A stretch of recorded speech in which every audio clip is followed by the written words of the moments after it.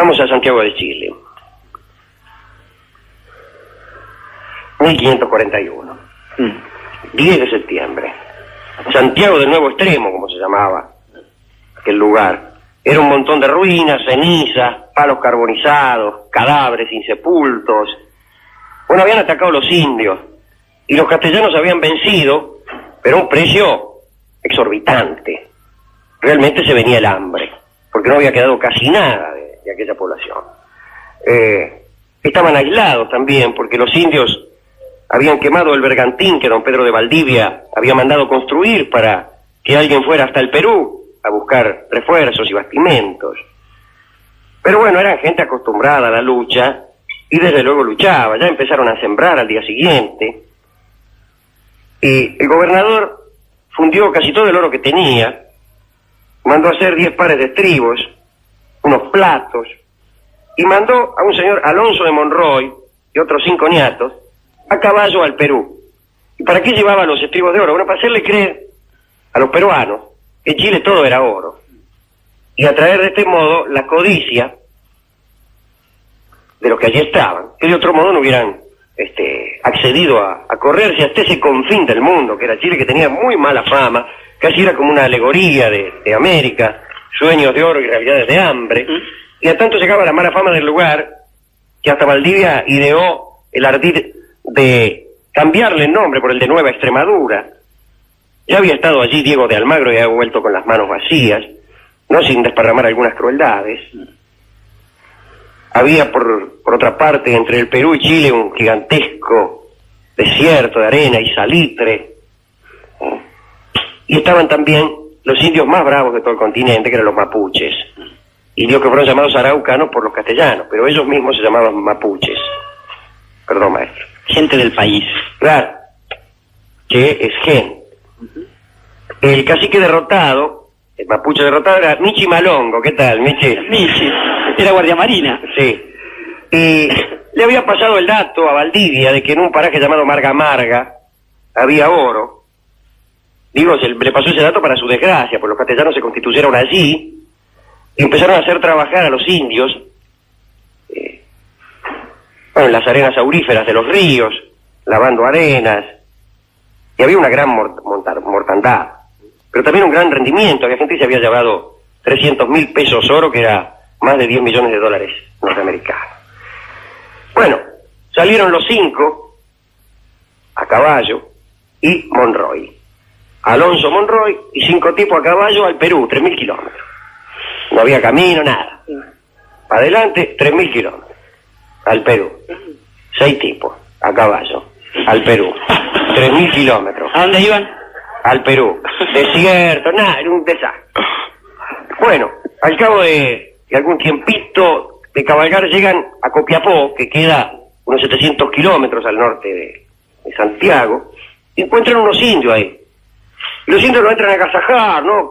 ¿Qué hacemos? Te va, pero che, pasen por acá, grandes festejos, grandes agasajos, que esto y que el otro. Y entre los indios descubren un europeo. El europeo resulta ser Francisco de Gasco. Pero algunos dicen que este Francisco de Gasco era también otro señor Oriental, Alonso Barrientos, que parece que era un jugador fullero, tramposo, atorrante, sinvergüenza y compadrito y ladrón, que había sido apresado y a quien Pizarro había hecho cortar las orejas. Total, para lo que hay que oír. sí. Y parece que había huido al sur. Pizarro era el gobernador de Perú, desde luego, que había huido al sur incluso hasta con una recomendación del propio Atahualpa, aquel Inca. cacique de desgraciado destino, cacique, digo, el Inca, nada menos que el Inca. Y parece que Barrientos, o Gasco, se adaptó a la vida entre los indios, huyó al sur y se quedó ahí entre los indios para huir, digamos, de la persecución castellana. Y allí rindió grandes servicios a los caciques y qué sé yo. Incluso se dice que Almagro en algún momento lo utilizó como intérprete, pero bueno, hay que decir que los castellanos despreciaban a aquellos que se afincaban entre los indios, principalmente porque casi siempre significaba una apostasía, una renuncia a los principios de la fe católica. Los tipos se amancebaban con 4 o 5 indias, en fin. El caso es que desde aquellas jornadas de la huida de este hombre Barrientos, o a lo mejor Gasco, había pasado el tiempo suficiente como para que nunca se supiera si los dos eran el mismo. El caso es que había un tipo llamado Gasco que estaba allí junto con esos indios que habían recibido en Copiapó a Alonso de Monroy y toda la compañía. Bueno, mucha farra, mucho qué sé yo, pero ya se sabe, la buena disposición de los indios duró poco, ¿eh? Los copiapinos por ahí un día organizaron una borrachera general y en medio de la borrachera, de los 6 mataron a 4 castellanos. Está, qué sé yo, para darle correr al guiso, porque después de todo, el indio no tiene mucha diversión en Copiapó. No vienen muy seguidos los castellanos. Y bueno, vinieron 6, matamos a 4 y guardamos 2 para mejor ocasión. Justamente Monroy, Alonso Monroy, huye, y otro capitán suyo, Pedro de Miranda, también. No es que huyen, sino que se salvan de ser muertos. El cacique del lugar se llama Andequín, ¿eh? Y como vio que estos tipos se habían salvado y andaban medio escapados, se salvaron y se rajaron por ahí, pero no tenían dónde rajar. ¿Cómo te vas a escapar en Copiapó? ¿A dónde vas a ir? Bueno, lo manda un capitán de él, Cateo, justamente, Sí. a buscarlo. Regresa Cateo sin sus presas. Esto ocasiona la ira del cacique Andequín, el Ulmen, dirían los mapuches. Se enoja y ahí entra a tallar Francisco de Gasco. Le dice al cacique, al Ulmen, de quién era una especie de felpudo y alcaucil. Dice, su cacique. Dice, mire, dice, así como están estos tipos, no van a ir muy lejos. ¿A dónde iban a ir? Sí, al Perú.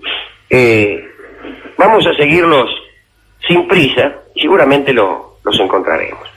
Y yo creo que la supervivencia de estos cristianos era una verdadera amenaza para Francisco de Gasco, porque corría el riesgo que lo llevaran otra vez allí de donde él había sido azotado, perseguido y encarcelado. Salió Cateo a cumplir con las instrucciones o con las sugerencias dadas por Francisco de Gasco y los encuentra a los tipos.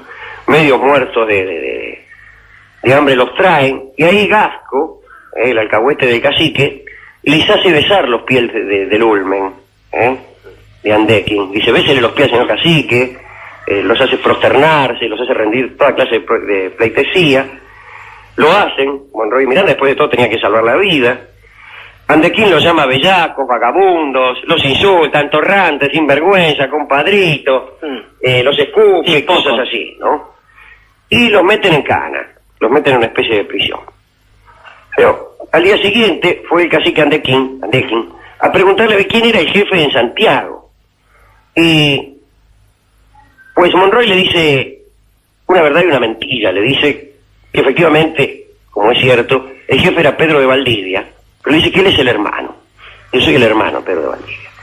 Y el cacique le empieza a tomar un poco de respeto, y de Yapa aparece una india, la Ina Cacha, también llamada María por algunos historiadores, tal vez la esposa o una de las esposas de Andequín, que intercede por los prisioneros. Bueno, lo calma un poco al cacique, que lo suelta y lo deja andar por ahí con cierta libertad. Monroy y Miranda entonces empiezan la seducción de los indios. Y empiezan, ¿sabe de qué manera? Resulta que que Monroy montaba muy bien a caballo y les enseña a montar a caballo a los indios. Con eso se los gana. Pero el otro, Miranda, tocaba la flauta y encuentra casualmente unas quenas allí.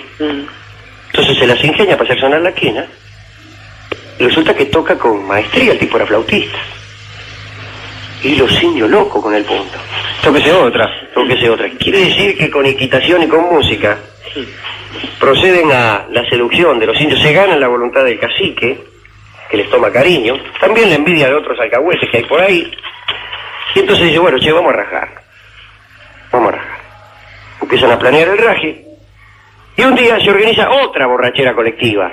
Cada tanto se organizaba una borrachera colectiva, que aquí en el club, incluso acá en Manantiales, en la fiesta de las antorchas, y está, acá hay un departamento, es el departamento de diversiones, ¿cómo se llama? El fan club. Claro, el fan club. Bueno, para divertir a los huéspedes del hotel, hay distintas actividades, campeonatos de bingo, de chinchón, de ajedrez, y hay también borracheras colectivas.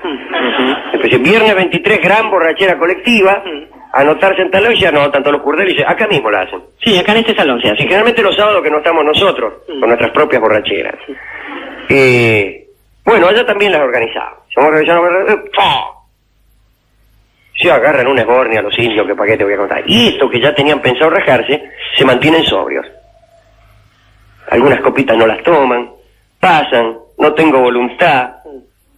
Hacen como que las toman. Hacen como que las toman y las tiran adentro de una maceta, etcétera. El caso es que empiezan a caerse redondos los indios.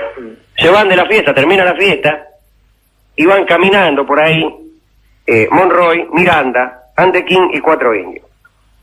Eso es lo único que queda fresco, más o menos. Miranda simula un dolor, el cacique Andequín lo va a auxiliar, y saca una daga que había mantenido oculta todo el tiempo en algún lugar de su cuerpo, que no me ha sido dado revelar. Y lo mata el cacique. Y tras cartón los matan a todos, después de todo están bastante curdelas el resto de los... Y los matan a todos. Y ya se rajaban, pero ¿quién aparece? El Gasco, Francisco de Gasco. Se le empieza a decir de todo. Dice, qué sé yo, cómo se van a ir. Y agarra la daga, Miranda, y dice, mira, vos mejor que te calles y que venga con nosotros, porque si no te pasamos de hueso. Y él no quería seguirlos, Gasco. Bueno, lo necesitaban porque Gasco conocía el terreno, podía guiarlo. Lo obligaron a ir con ellos. Y fue un largo viaje, con poquísimo alimento. Atacama es un lugar impresionante. Impresionante de seco, es uno de los lugares más secos del mundo. Encontraban, como es dable encontrar allí, cadáveres que bien podían haber estado muertos de hacía centurias, pero que se mantenían incorruptos. Los cadáveres no se pudren en Atacama. Y si me permiten una pequeña digresión, habré de comentar un fuerte equívoco que dura centurias acerca de la habilidad de los egipcios para momificar los cuerpos. Como ustedes saben, los egipcios extraían las vísceras de los cuerpos de los muertos y luego pues hacían unos procedimientos muy complejos que duraban 70 días, precisamente el tiempo que duraban las ceremonias fúnebres. Y después los envolvían con unas complicadas vendas llenas de un ungüento. Y los cuerpos llegaban hasta nosotros en más o menos buen estado. La verdad es otra. Siempre se ha dicho que los egipcios conocían algún específico, algunos elementos secretos que la ciencia moderna no conoce para embalsamar y para preservar los cuerpos durante milenios, pero no es así. Lo que hay es que el clima del desierto, el clima del Valle de los Reyes, donde dejaban a sus muertos, tal como el de la puna de Atacama, es tan seco y tan pobre en bacterias que los cuerpos no se corrompen. Y más, se han conservado los cuerpos egipcios a pesar del embalsamamiento que no en virtud de él. Bueno, así más o menos, pero peor, es la puna de Atacama. Por ahí andaban sin alimentos, con Francisco de Gasco, estos dos castellanos, Monroy y Miranda. Pero en determinado momento, Gasco se escapa. No quería ir al Perú. Se había acerenciado entre los indios, ya no quería la vida de los castellanos. Y eligió volver con los indios. Pero no sabemos si lo consiguió, porque después de huir de Miranda y de Monroy, que llegaron, no sin gran penuria, al Perú,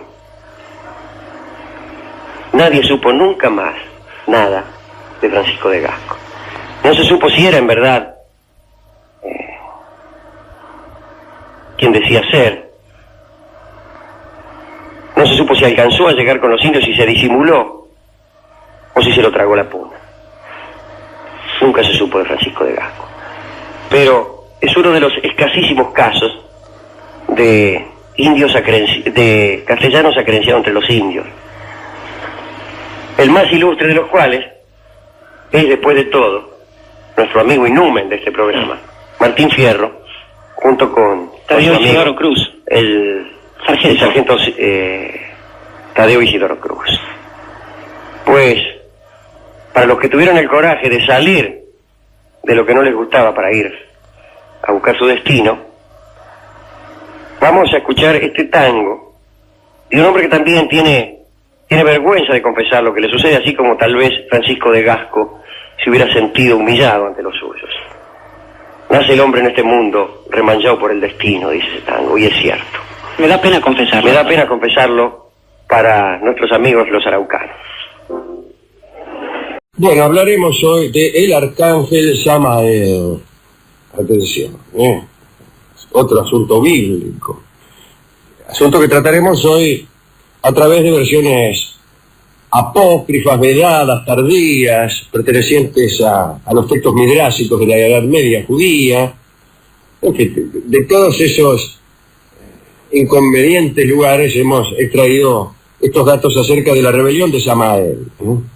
Algunos dicen que la serpiente del Edén era Satanás, transformado, ¿no? Serpiente. Es decir, el arcángel Samael, justamente. Se asegura que este muchacho se rebeló, no se rebeló con B corta, se rebeló con B larga, es decir, incurrió en rebelión el sexto día, impulsado por los celos. Tenía muchos celos de Adán, a quien Dios había ordenado, mejor dicho, de Adán,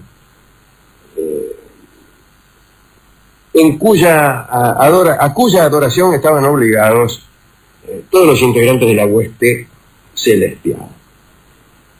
El arcángel Miguel, cuando le dijeron, bueno, andá a adorar un poco a Adán, obedeció sin demora. Pero Samael se quejó, dijo que no adoraría a ningún ser inferior, así nomás, ¿no? Bueno, esto ya es grave, imagínense que usted dijera eso, ¿no? ¿Por qué no adora, por ejemplo, al gerente o al dueño de la obra en la cual usted está trabajando? Y dice, yo no adoro a un ser inferior. Ese es un problema con la gerencia, ¿no? Bien. Esto es justamente lo que le pasó a Samael. Cuando Adán fue hecho, siguió diciendo Samael, ¿no?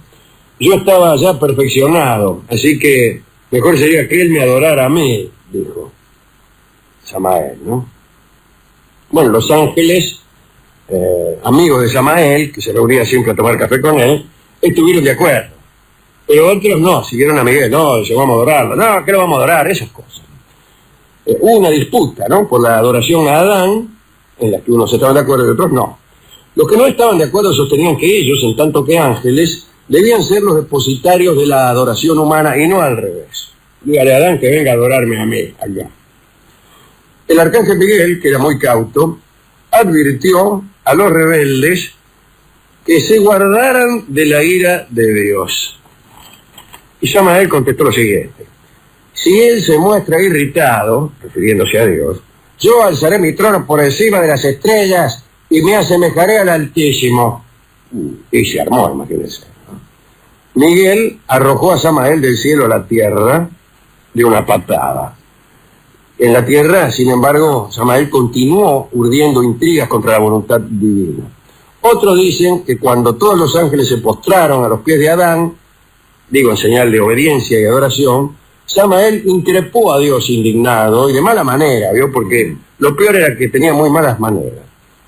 De mala manera, digo, le preguntó cómo podía ser que hubiera que adorar a un ser formado con polvo, siendo que los ángeles, como bien se sabe, habían sido formados con el esplendor de Dios. Y Dios respondió que Adán, aunque formado con polvo, superaba a Samael en sabiduría y entendimiento. Le habrá dicho, vos no hables, porque bien que Adán te supera en sabiduría y entendimiento. Más indignado que antes, porque eso lo ofendió muchísimo, Samael desafió a Dios. Dijo, ¿usted qué se piensa? ¿Qué sé yo? Y dice, ¿por qué no hacemos una prueba, Porque usted dice que este muchacho Adán, ¿cierto?, es superior a mí en sabiduría y no sé qué, y ¿por qué no hacemos una prueba? Porque a mí me parece que yo tengo más entendimiento que él. Entonces Dios dijo que la prueba, que se haría una prueba, vamos a hacer una prueba, ¿no? La prueba sería del siguiente modo. Samael debía descender a la tierra y poner en fila a las bestias recientemente creadas. ¿Sí? Imagínense, era el 6º día de la creación. Estaban fresquitos todos los animales. Bagual. Sí, sí. Si Samael conseguía dar a estas bestias los mismos nombres que el mismo Dios les pondría, nombres que Dios ya tenía pensado, pero que no había explicado, no había publicado en el boletín oficial. Bien. Si Samael acertaba con los nombres que Inspectore Dios había asignado a cada bestia, sería el venerado Samael y no Adán. Dios le aclaró a Samael que si fracasaba, y en cambio Adán, que iba a ser sometido a la misma prueba, acertaba a dar los nombres a los animales, entonces el hombre en general sería el homenajeado. Y empezó la competencia. Muy bien.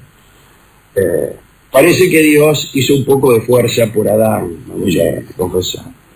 Primero le tomó examen a Samael, ¿no? Bueno, puso unos bueyes delante de Samael, le preguntó cómo se llaman estos animales. Y Samael no sabía, no tenía el nombre todavía. Dios ya se los había puesto, pero no había dicho nada. Y lo miraba, y a ver cómo se llaman estos. ¿Qué sé yo? El tipo, ¿no? Grandote, peludo, un nombre tonto, ¿no? Sí, no era muy Timoteo, el morochito. No eran muy Que no son atractivos, nombres de con especies, animales. sino o de personas o de animales determinados. Bien. Sarasa. Genéricos. Claro. Entonces, no acertó ni uno. Después le presentó un camello, ¿no? A Samael, y después un asno, y Samael no acertó. Y llegó Adán. Y Adán le dio una ayuda erudita, ¿no? A través de las letras del alfabeto hebreo. Por ejemplo, la primera es Aleph, que es un buey. La segunda, la verdad es que no me acuerdo. La tercera es el camello, que es Gimel. Bueno, pero alguno acá después me va a decir. De modo que cada letra estaba relacionada con los animales que Dios le iba a presentar. Así que primero le enseñó el alfabeto a Adán y después puso los animales en el mismo orden del alfabeto, de modo que al nombrar las letras ya estaba nombrando a estos animales. Cuando Samael vio que Dios había iluminado a Adán, gritó enfurecido y lo insultó, ¿no? Qué sé yo, me cachan 10, todo eso. Y entonces Yahvé arrojó del cielo a Samael y también a los ángeles amigos, esos ángeles de Morondanga que andaban siempre festejándole las bromas a Samael, que le pagaban con pepino. Cuentan que Samael se agarró al caer, ¿no? Se agarró de las alas del arcángel Miguel y lo hubiera arrastrado hacia abajo consigo si Dios mismo no hubiera intervenido. Pero dice Humberto Eco que Adán le dio a los animales los nombres que le correspondían por su naturaleza y fue entonces el nomoteta el que pone los nombres. Y yo recuerdo ahora aquel sexto sentido del que hablaba Raimundo Lulio, aquel catalán que decía que además de la vista, el oído, el tacto, el olfato, qué sé yo, teníamos un sentido al que él mismo había bautizado como el afato, que era la facultad de nombrar a las cosas, de poder ponerle nombre a las cosas. Bueno, curioso. Un texto midrásico de la Edad Media explica que Dios echó a Satanás, el príncipe de la oscuridad, justamente por una disputa relacionada con la iluminación.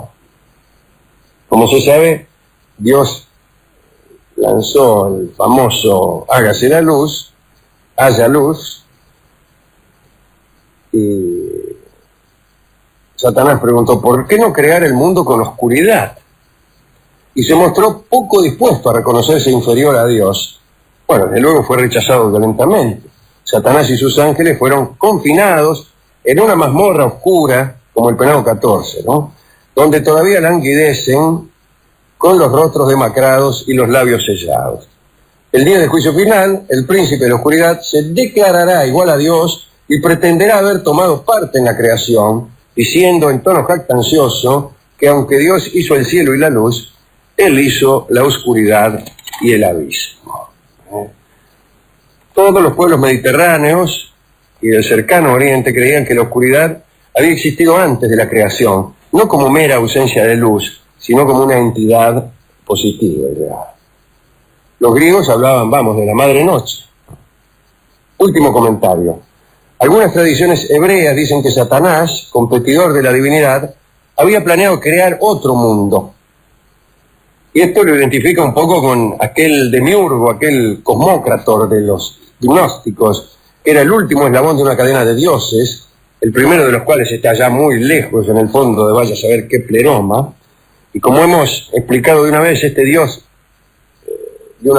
alguna vez, este dios primigenio de los gnósticos creó un primer cielo con otro dios, y este segundo dios un tercero, y el tercero un cuarto, así hasta llegar a 365, y el dios que vivía en ese cielo era un dios muy menor, cuyo grado de divinidad tendía a cero. Y ese es, según los gnósticos, el creador de este mundo. Esta idea de los gnósticos tiene muchos defectos, pero como hemos dicho algunas veces, tiene una virtud, que es que explica el mal.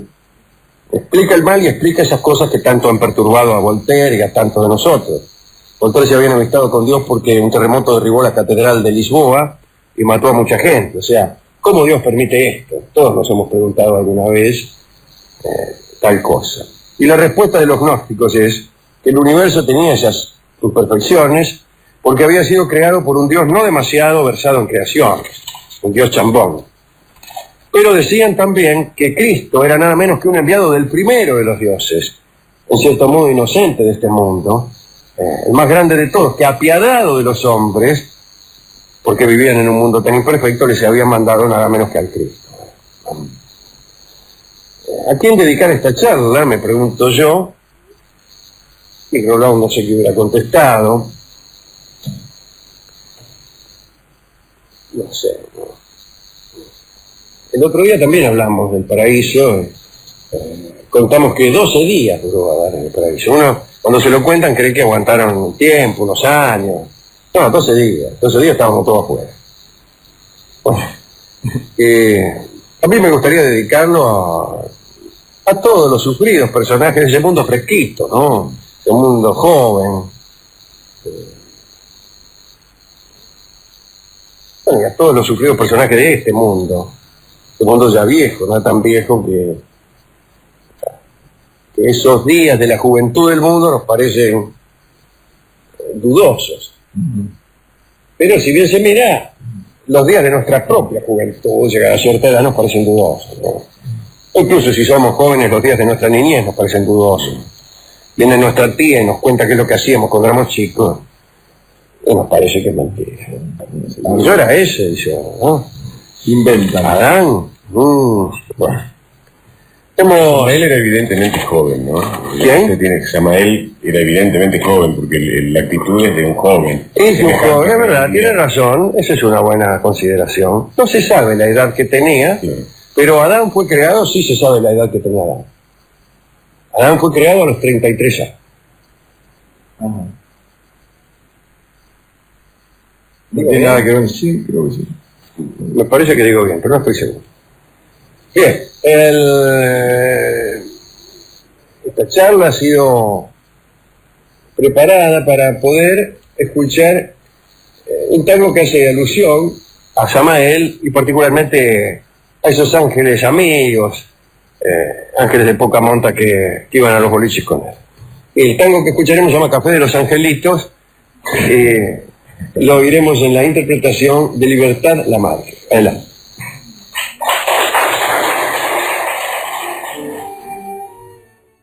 Hablaremos hoy de la Gran Pirámide. Atención Egipto.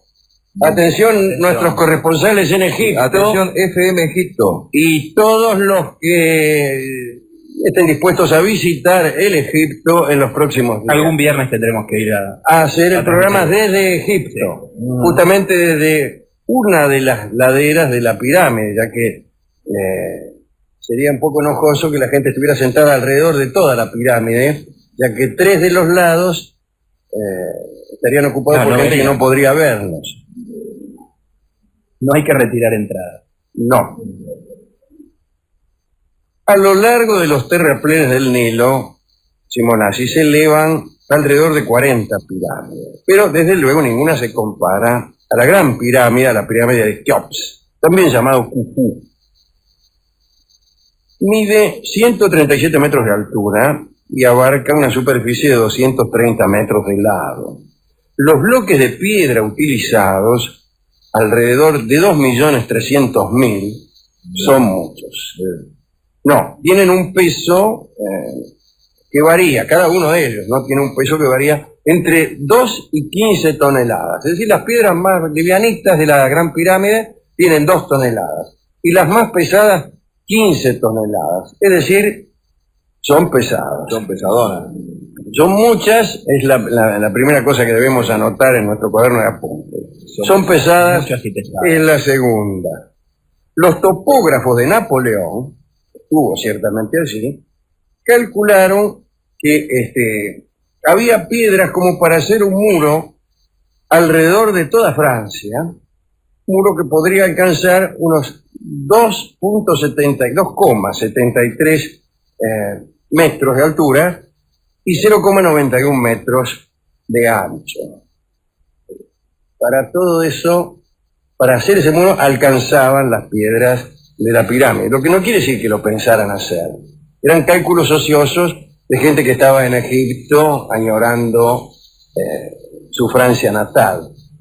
Entonces pensaron en eso. ¿Por qué los antiguos egipcios, en vez de construir 40 pirámides en los terraplenes del Nilo, no hicieron mejor un muro de 2,73 por 91 alrededor de toda Francia? Esos pensamientos que... Son pensamientos tan inútiles como un muro de 2,73 metros de altura alrededor de Francia y como 40 pirámides a la orilla del Nilo, si bien se mira. La base de las pirámides de Egipto son un cuadrado perfecto. Los 4 lados encaran a los 4 puntos cardinales con una gran precisión. Las esquinas son, naturalmente, ángulos rectos, como suele ocurrir cuando uno hace un cuadrado perfecto. De lo contrario, ya se trata de un paralelogramo o algo así, o bien un rombo, en fin. Resulta difícil imaginar lo imponentes que son las pirámides, salvo cuando uno se traslada a la base de la pirámide y entonces mirando hacia arriba dice, ¡qué imponente! Pero hay que decir que 5.000 años atrás, cuando estaban nuevitas, eran aún más impresionantes. Por empezar, estaban revestidas por piedra caliza blanca en su totalidad. Y en la parte superior, en el ápice de la pirámide, los últimos 9 metros estaban revestidos de oro. Había un casquete de oro, que desde luego ha desaparecido, se lo han hecho. El casquete de oro de la pirámide de Keops fue robado. Es una denuncia de la venganza será terrible. Hemos hablado de Al-Mamun, del califa que ordenó primeramente entrar a la pirámide, ¿no? Pero después fue que comenzó el saqueo de la piedra caliza, ya que el casquete ya se lo habían hecho en aquel entonces. Estamos hablando del siglo IX después de Cristo, ¿no? Ahora bien, en todas las revistas esotéricas se hacen las siguientes preguntas. ¿Es la Gran Pirámide un simple monumento? ¿Cómo se las arreglaron para levantar las piedras? Esta consideración o esta pregunta última ha servido para que muchos hayan tenido ganas de pensar que extraterrestres comedidos hubieran venido a secundar a los antiguos egipcios en la construcción de la pirámide, principalmente en el acarreo de las piedras, que era lo único que no se habían podido explicar convenientemente. En el resto de las tareas, no. Es decir, los extraterrestres vinieron y solucionaron de algún modo el problema del acarreo de las piedras. Los otros problemas, no. Usted dice que extraterrestres... No, yo no digo, dicen por ahí que extraterrestres, de paso por la Tierra, viendo el esfuerzo de los esclavos, dieron una mano, que arrastraban piedras que a veces tenían 15 toneladas o a veces 2, según se ha dicho,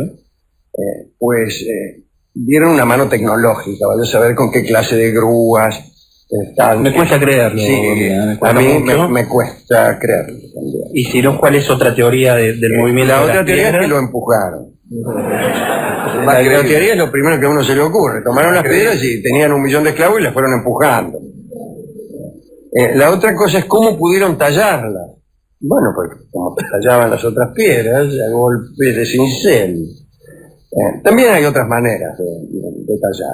Yo no quiero ser demasiado explicativo, pero formas que tienen que ver con la madera, la forma en que la madera se hincha al ser mojada, es decir, digo, para separar las piedras de las canteras, ante la ausencia de dinamita, que era proverbial en aquellos años, muchas veces se ponían troncos de madera que se hinchara mucho con el agua en las grietas de la piedra, y luego se mojaba esa madera, se hinchaba, la grieta se hacía más grande, etc. ¿Cómo endurecieron el bronce de sus herramientas? Tampoco lo sabemos. Bueno, el caso es que la Gran Pirámide está asentada sobre una meseta rocosa a 16 kilómetros de El Cairo. Hasta hace poco se iba en tranvía, yo no sé, a Giza. Antes de levantarla, construyeron una base nivelada que es más profunda que la que sostiene los rascacielos modernos. Después arrastraron los gigantescos bloques de arenisca desde las canteras. Dice que usaban, y esta es una explicación para esa pregunta donde se vislumbraban extraterrestres, ¿no? A veces utilizaban unas especies de trineo y desde luego usaban rampas para ir subiendo, y además usaban alguna clase de lubricante, alguna clase de grasa de chancho, andás a ver qué. Es probable. De camello. Y por ahí camellos para empujar, claro, imagínense, ¿no? Aún sabiendo la clásica terquedad del camello. Y a veces se niega a continuar arrastrando los bloques correspondientes, salvo que los ingenieros condesciendan a las al pedido, a las exigencias de agua, de camello, que suelen ser pasto y agua. Pasto, agua y algo más. No más que pasto. No crea. Lo primero que hicieron fue una tumba antes de la pirámide, una tumba provisional por si el faraón se moría antes que terminara. Imagínense, estaban construyendo la pirámide, no iban a estar 30 años con el faraón ahí en el finado Keops esperando para enterrarlo. No, hicieron un profundo túnel sobre el basamento de roca por si el faraón espichaba antes de la finalización de la zona. Contento el faraón. El faraón contento y haciendo cuernos mientras observaba la construcción de ese desagradable túnel. Después se construyó otra, en fin, y hasta finalmente hicieron la pirámide. Y construida la pirámide, el acceso a la cámara mortuaria se realiza por un pasadizo que nace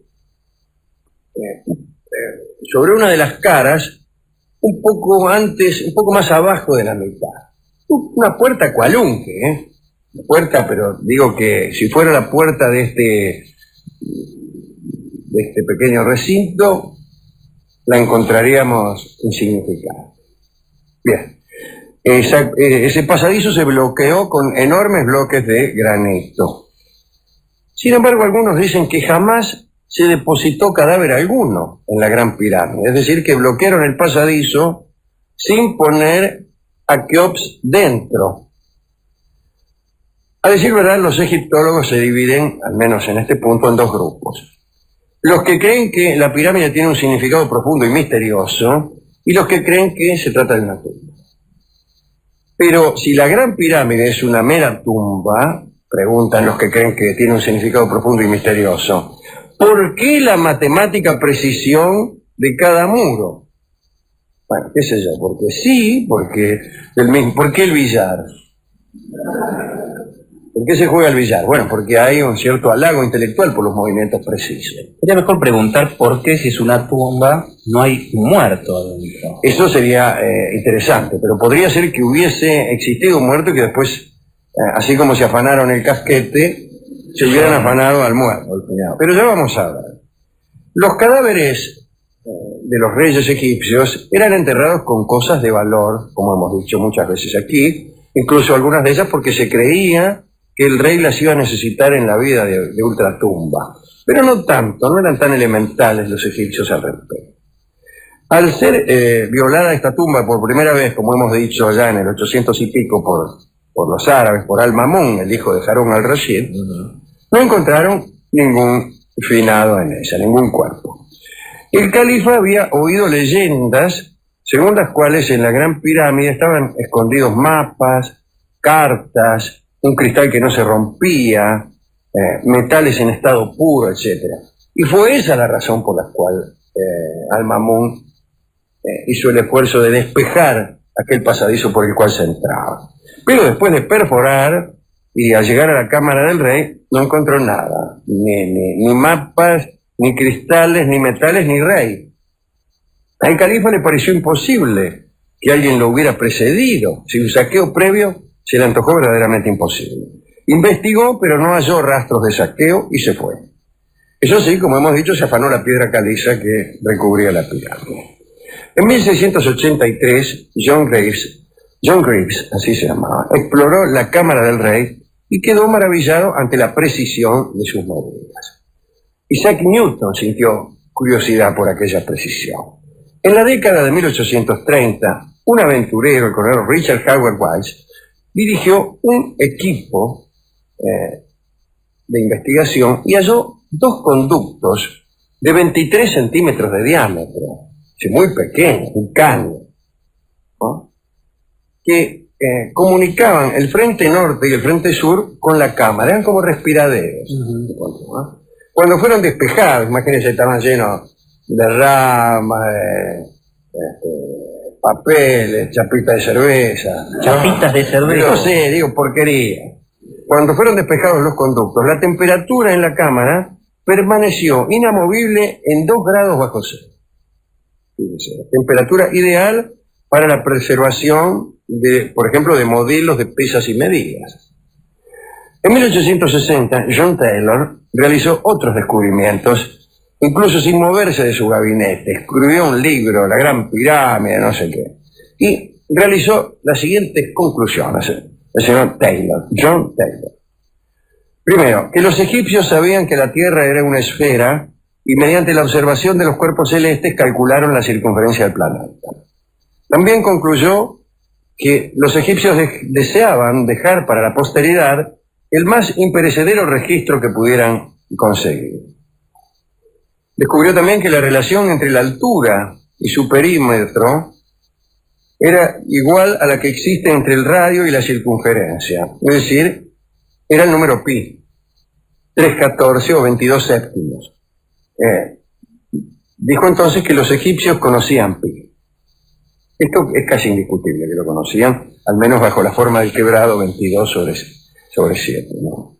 Dijo también que los verdaderos constructores, aquí fue más audaz, fueron los hebreos que habían entrado en Egipto en tiempos posteriores al diluvio, ¿no? Siguieron después centenares de teorías, hijas de estas, o cuñadas de estas. Según algunos, la pirámide es un reloj gigantesco. Por ejemplo, Jean-Baptiste Biot conjeturó que el pavimento que se extiende junto a las caras sur y norte era una superficie graduada para recibir la sombra de la pirámide y poder saber la hora. Parece un poco demasiado, ¿no?, para saber la hora. También se dijo que los egipcios podían medir la duración del año con una precisión de milésimas de segundo. No se sabe con qué utilidad o con qué ventaja. Un pensamiento también muy frecuente es que se trata de un inmenso observatorio astronómico. Richard Proctor demostró que uno de los corredores estaba alineado con la estrella polar. Incluso había un error, pero ese error se explicó diciendo que la estrella polar ya no está donde estaba hace 5.000 años. Los miembros de la Academia de Piramidología de Londres creen que la pirámide profetiza. Que mirando la pirámide se puede adivinar el futuro. Y dicen que ha profetizado la pirámide. No sé bien de qué manera, lo difícil es leerla, ¿no? Claro. El éxodo judío, la crucifixión de Cristo, el estallido de la Primera Guerra Mundial, el comienzo del milenio en 1979, ya que, según dice esta misma gente, en 1979 comenzaron a contarse los 1000 años en que Cristo reinará sobre la tierra. Y esto terminará en el juicio final anunciado por la pirámide para 2979. Así que a prepararse, amigos, ¿eh? Primero el mundial y después el juicio final. Será transmitido seguramente por Radio Continental. Estaremos con equipos móviles en todo el mundo que nos darán noticia de cómo se va aniquilando el género humano. Siga el final minuto a minuto y cómo sucederán las cosas previstas. Peter Tompkins asegura que los sacerdotes del faraón, Keops, le prometieron una tumba gigantesca, pero cuando el monarca le dio la guita, así cuando apartó los fondos, los tipos empezaron a construir en secreto un edificio destinado al conocimiento científico, pero disfrazado de tumba, ¿no? Cuando murió Keops, no fue enterrado allí. Esto explica la ausencia del cuerpo. Peter Tompkins, postula lo siguiente. La Gran Pirámide es un centro desde el cual pudo establecerse toda la geografía del mundo antiguo. No sé qué quiere decir esto. Que la pirámide sea un centro desde el cual pudo establecerse toda la geografía del mundo antiguo. No significa nada que yo sepa entender. Dice también Tompkins que el monumento fue utilizado como observatorio. Esto parece bastante entendible. Incluso esas especies de respiraderos de 23 centímetros de diámetro sirven para observar... No, el respiradero es la ventilación, como va a observar. Bueno, pero usted mira por el agujero, usted si se instala en el fondo de un pozo, ve mejor el cielo. Que ¿necesita algún lente, algo como para poder ver bien? No había lentes. Antes los observatorios eran nomás... No imagino mirar por el agujero y poder conocer... Es que se ve mejor por un agujero, ¿usted sabe? Si usted en pleno día se pone en el fondo de un pozo, ve las estrellas. ¿En serio? Claro, para eso lo hacía. Mirando a través de un caño, de un túnel de larga trayectoria, se puede mirar mejor el cielo. Ahora, usted me dirá, si esto no es móvil, usted verá siempre el mismo pedazo de cielo, sí, salvo que las estrellas sí se muevan. Entonces lo puede utilizar y quedarse ahí esperando mientras las estrellas pasan. Hay que tener un poco de paciencia. Sí, mucha arquitectura para eso solo, ¿no? Parece mucho, sí, para poco. Sigue diciendo Tompkins, los lados y ángulos se utilizaron como medidas base, también no sé lo que significa esto, que conocían pi, ya lo hemos dicho, que pudo ser una biblioteca práctica del sistema de pesos y medidas, que conocían la circunferencia exacta de la Tierra y la duración exacta del día, quizá la medida de la órbita, el peso específico del planeta y el ciclo de 26.000 años de los equinoccios. Bueno. Y la velocidad de la luz. Y ahí aparece Alain Decaux, que es un historiador amigo, que dice, aun cuando los teóricos hayan dispuesto de cifras exactas, sus conclusiones no tienen, por eso, mayor valor. ¿Cuáles eran las conclusiones de los científicos de aquel tiempo, aún conociendo cifras exactas? Dice, sigue diciendo Decaux, ¿no?, que alguien había propuesto aplicar el sistema de uno de esos teóricos de la Gran Pirámide al Crystal Palace de Londres.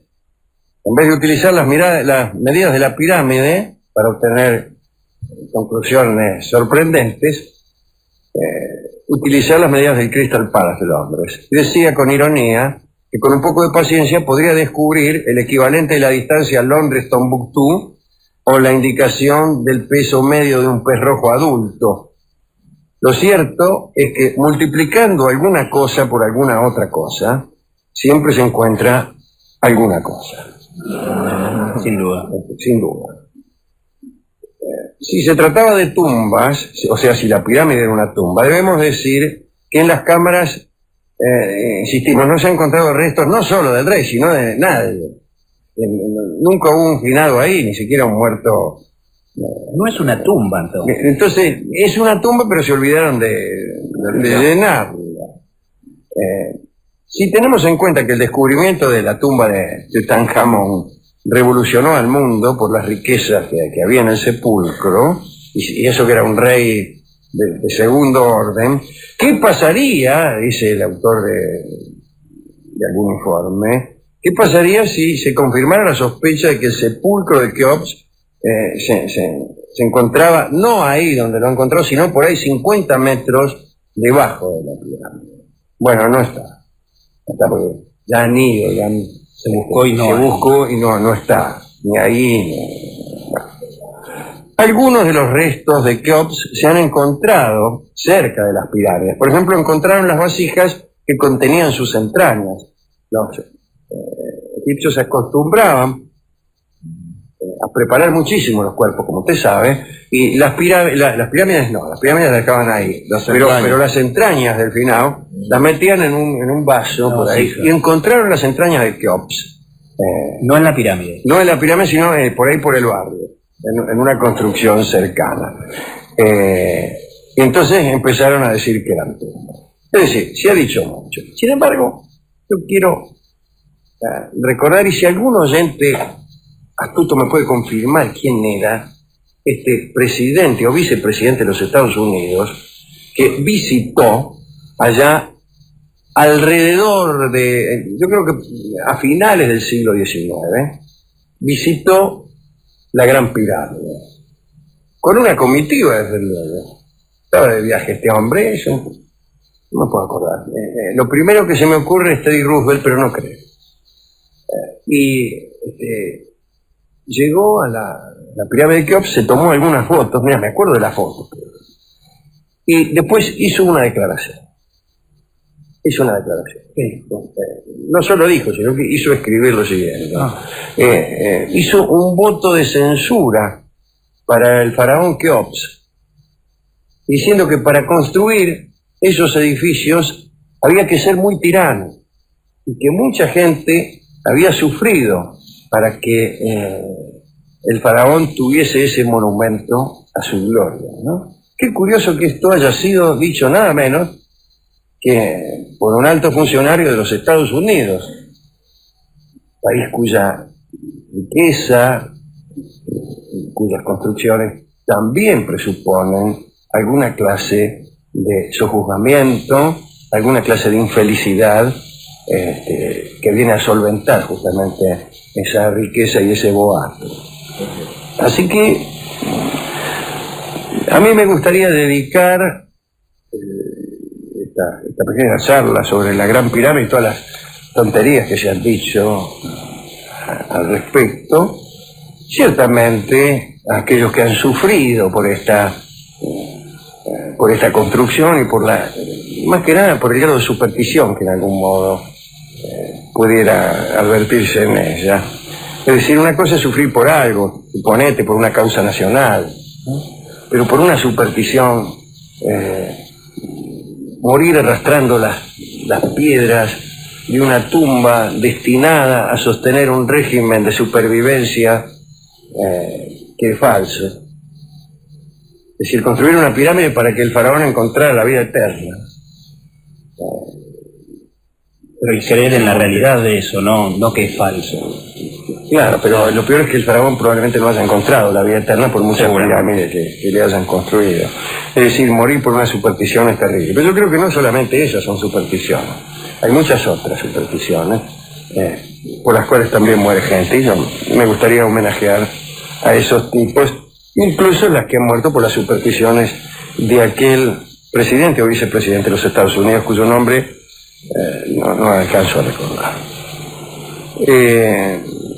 ¿Usted ha visto las pirámides? No ha viajado al efecto. No las he visto en el lugar, sí, pero a mí me han dicho que una cosa es verlas en fotos y otra cosa es vivirlo. Sí. Como por ejemplo un chiste, ¿no? Yo le cuento algo gracioso, claro. Le digo, una cosa es que yo se lo cuente y otra cosa es haberlo visto. Bueno, a veces es mejor que lo cuente. Claro, yo siempre prefiero que me lo cuenten antes de haberlo visto. Me gustaría haber visto. Pero según quién me lo cuente. Claro. Hay gente que lo cuenta tan mal que hasta es preferible haberlo visto. Y de las pirámides, ¿qué le han dicho de las pirámides? ¿Qué sintieron? ¿Que se sintieron impactados? ¿Usted las conoció? No, Rolón fue. Inconmensurable. Rolón estuvo allí y nos contó. Y se asomó al agujero. Dice, una sola palabra se me ocurre, dijo Rolón. Extraordinario. Rolón cree en los adjetivos como forma de descripción. ¿Y usted sabe si Rolón miró por el agujero también y pudo...? No te dejan. No lo dejaron. No te dejan mirar por el agujero. Ni arrimarse al agujero. No te dejan ni tocar nada. Yo fui, por ejemplo, al Louvre. Con un palo. Y bueno, estaba ahí la cama de Napoleón. Y yo justo veníamos caminando como 50 cuadras. Y vio la cama. Y me fui a tirar. No había terminado de estirar las patas y de meterme abajo las cobijas, que estaba un poco fresco, ¿no? Ya me daba vuelta para el otro lado y viene un tipo y me dice, señor, dice, esa es la cama de Napoleón, pero no va a decir nada. Napoleón no la iba a usar en carrera, ese momento. claro, así que eso es lo que le dije yo. Napoleón, digo, ya no está para usar esta cama. Me dice, qué sé yo, no sé qué me dijo. No se permite el uso. No se permite, dice. Y me dice, imagínese, dice, esta es la taza de noche de Napoleón. Mire si cada uno de los visitantes se dedicara a usar. No, pero yo no iba a usar la taza de noche. Así que hay gente mirando. Claro. Que usar la taza de noche de Napoleón. Bueno, no importa todo eso. Es para decirle que Rolón sí las vio, las pirámides. Y me dijo, es como si... Es como... Bueno, dice, no sabría. ¿Pero comparable con qué? Le decíamos, lo tuvimos como toda una tarde, y él no sabía que... Pero no le gustaban las cualidades... Como viste, dice, la sierra de la ventana. Sí. Bueno. Distinta. Más alta todavía que la Es sierra. más alta, pero diferente, porque la sierra de la ventana es una sierra... Y esta es una pirámide, ¿no? Claro, Sí. Nos dijo, Perdón, no orienta así mucho. con La tierra es natural. No orienta mucho lo que están diciendo, digo, si hay que acá nosotros ahora que no graficarlo. está Rolón, me parece que fue de gusto. Sí. Se lo pudo haber Que contado a algún perfectamente paciente inútil, por ahí. porque para tener esa idea de las pirámides, digo, para eso yo no hubiera ido. Pero claro. Ahí se quedó un poco Gastar compungido. plata para decir Claro, eso. especialmente cuando le dijimos que había gastado plata de gusto. Claro. Llamó incluso a la agencia para ver si no le devolvían algo, porque había comprendido a su regreso que el viaje no había tenido mucho sentido. Aparte del viaje, en el pasaje decía, incluye entrada a la pirámide, y no lo dejaron Y no entrar. lo dejaron entrar. ¿Por qué? Porque la entrada que incluye es entrar a un predio que hay ahí y no meterse dentro y tirarse ahí donde se supone que debió haber estado el Figaro Keops. ¿Con qué música vamos a ilustrar esto? Bueno, esto le va a gustar a usted, Simonazzi, porque se trata de la chacarera de las piedras. Ah, qué lindo. En la interpretación de Don Atahualpa Yupanqui, siendo que la chacarera de las piedras alude efectivamente a esas piedras cuyo peso mínimo era de 2 toneladas y cuyo peso máximo era de 15. ¿Estás seguro? No, incluso la chacarera hace todo para disuadirnos de esa suposición. Sí, hasta no veo como música autóctona de Egipto la chacarera. Probablemente sí. Según nos dijo Rolón, en Egipto tocaban algo muy parecido a la chacarera, tan parecido como la sierra de la ventana se parecía a la Gran Pirámide. Adelante, Donata.